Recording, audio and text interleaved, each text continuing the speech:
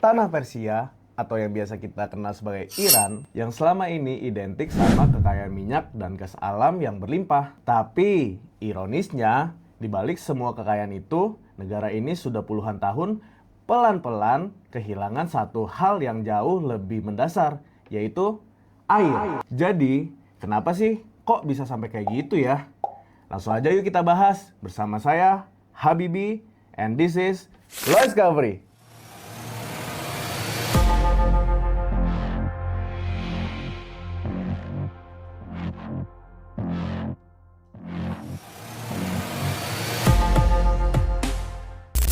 Untuk lebih paham sama kondisi Iran hari ini, kita perlu melihat dulu kayak apa sih negara ini sebenarnya.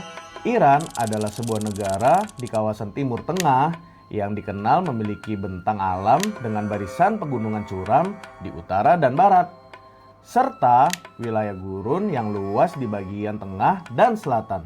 Dari pegunungan bersaju inilah sebagian besar sumber air Iran berasal.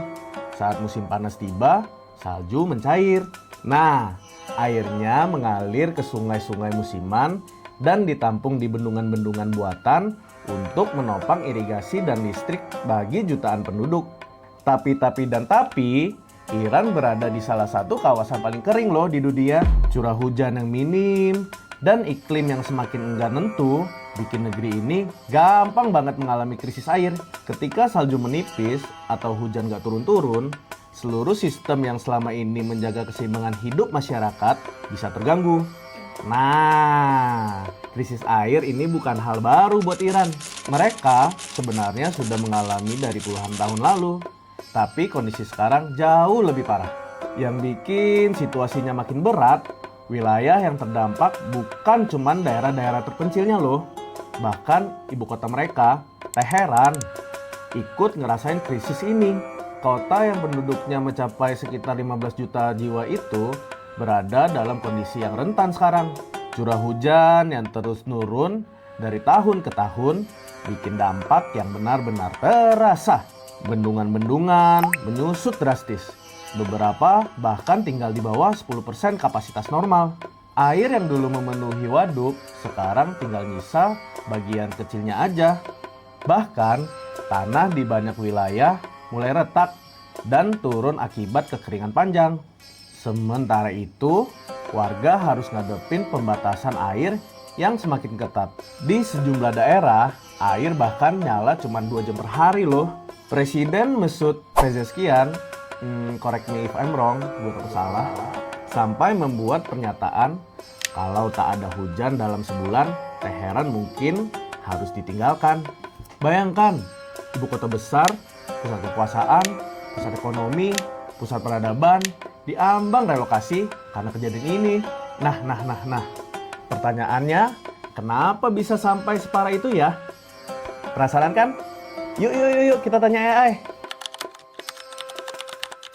Krisis air di Iran sampai separah ini karena kombinasi faktor alam dan ulah manusia yang saling menumpuk selama puluhan tahun. Curah hujan terus menurun akibat perubahan iklim, membuat salju di pegunungan, sumber utama air Iran, menipis dari tahun ke tahun. Kebijakan pengelolaan air yang tidak berkelanjutan, serta ekspansi pertanian yang tidak sesuai dengan kapasitas air memperburuk situasi. Populasi kota seperti Teheran juga terus bertambah, membuat permintaan air melonjak. Semua faktor ini akhirnya bertemu dalam satu titik kritis yang sama. Iran kehabisan air jauh lebih cepat daripada kemampuan alam mengisinya kembali. Jadilah salah satu krisis air terburuk dalam sejarah modern mereka. Wow, jadi bukan alam aja yang jadi faktornya. Tapi kamu tahu nggak, kebijakan manusia selama ini juga jadi pemicunya loh. Aduh, serem ya kalau ibu kota sampai di titik kayak gini. Coba deh kamu bayangin. Karena krisis air yang makin parah, pemerintahan Teheran harus membatasi pemakaian air dan menetapkan hari libur darurat demi menghemat energi. Toko-toko di sana terpaksa tutup. Banyak aktivitas ekonomi berhenti. Kamu tahu nggak apa yang bikin kaget lagi?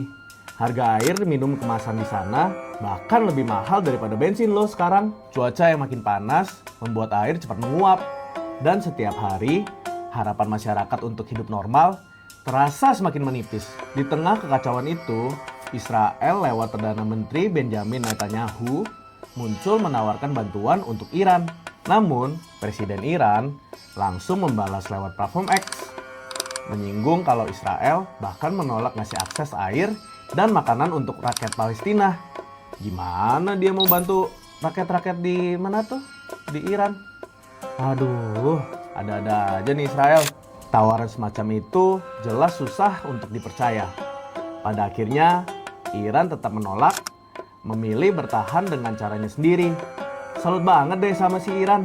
Kalau tawaran Israel ditolak, solusi apa ya yang sebenarnya paling masuk akal buat nyelamatin mereka dari kekeringan? Yuk, kita lihat jawaban menurut AI. Solusi paling masuk akal untuk Iran sekarang adalah kombinasi langkah cepat dan strategi jangka panjang. Dalam jangka pendek, penyemayan awan bisa bantu menambah curah hujan, meski hasilnya nggak selalu stabil. Untuk jangka panjang, desalinasi jadi kunci. Proyek pabrik desalinasi bertenaga nuklir yang sedang mereka bangun sebenarnya langkah besar, karena bisa mengubah air laut Teluk Persia jadi air minum yang stabil. Tapi selain itu, Iran perlu diversifikasi sumber air, mengurangi ketergantungan pada waduk, dan mulai manajemen air yang lebih modern. Masuk akal juga sih. Memang kita nggak bisa ngandelin satu cara doang. Harus digabung antara solusi cepat sama pembangunan jangka panjang. Dan kalau desalinasi nuklir itu benar-benar berjalan, bisa jadi game changer buat Iran. Tinggal pertanyaannya, apakah mereka sanggup ngejar waktu sebelum kondisi lapangan makin parah? Tapi ya, dibalik itu semua, Iran sebenarnya sudah melakukan berbagai macam cara untuk keluar dari krisis ini. Beberapa solusi yang tadi disebut AI sebenarnya sudah mereka jalankan, mulai dari membuat hujan buatan dan dengan pesawat militer yang menyemprot perak iodida, sampai kebijakan penghematan air dan energi di berbagai kota. Situasinya genting, sampai ribuan warga berkumpul di masjid-masjid Teheran pada Jumat 14 November 2025. Berdoa memohon hujan datang. Hujan datang. Dan sebagai langkah paling ekstrim, pemerintah bahkan mulai mempertimbangkan untuk merelokasi ibu kota jika sebulan hujan tak juga turun. Sedih banget gak sih dengernya? Di situasi itu, pasti bahan pangan otomatis ikut terdampak juga loh. Jadi kepikiran deh, gimana ya kalau misalkan Indonesia barter kelebihan berasnya pakai nuklir yang Iran punya? Wow, pasti dunia heboh banget. Begitulah kondisi kekeringan yang terjadi di Iran. Semoga situasi ini segera membaik ya, dan iklim kembali bersahabat. Amin. Kalau kalian punya topik menarik lainnya, jangan lupa tulis di kolom komentar. Aktifkan lonceng notifikasi kalian supaya kalian gak ketinggalan video-video terbaru kita ya. Dan jangan lupa subscribe. Saya Habibi, and this is Lois Gabri. See you!